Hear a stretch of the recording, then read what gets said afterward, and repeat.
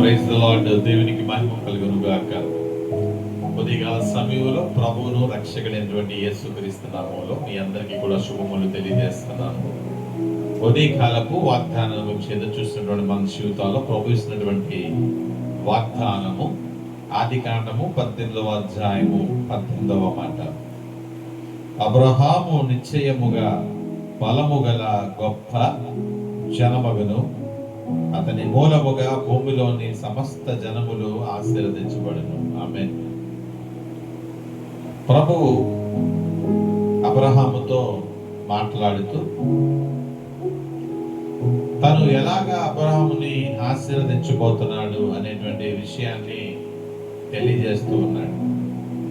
ఎందుకు ఈ మాట తెలియజేశాడంటే, ఆ ముందు వచ్చినాల్లో మీదటికి ఈ కాలమున నీవు కుమారుని కంటావు అని ప్రభు అబ్రహాముతో చెప్పినప్పుడు శారా మనసులో నవ్వుకున్నాడు.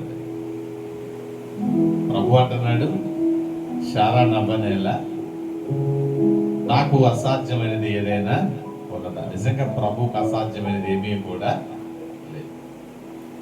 కాబట్టి ఒక అష్యూరెన్స్ ఇస్తున్నాడు మూల పురుషుడు, మూల పితుడైనటువంటి అబ్రహాముతో. దేవుడు ఇచ్చినటువంటి వాగ్దానం ఏంటంటే, అబ్రహాము నిశ్చయముగా ఫలమైనటువంటి జనముగా ఉండదు.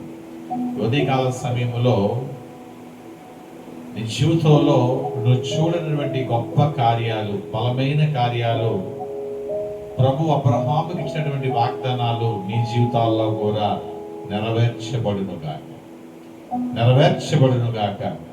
ఈ వాక్యం వింటున్నటువంటి ప్రతి వ్యక్తి జీవితాలలో దేవుడిస్తున్న వాగ్దానం ఏంటంటే, మీరు మిక్కిలి బలమైనటువంటి జనముగా దేవుని చేత ఆశీర్వదించబడుతురుగాక. ఆమేన్. నేను ప్రార్థన చేసుకుందాం. ప్రేమ నమ్మకమైన మా పరలోకపు తండ్రి, వందనాలు.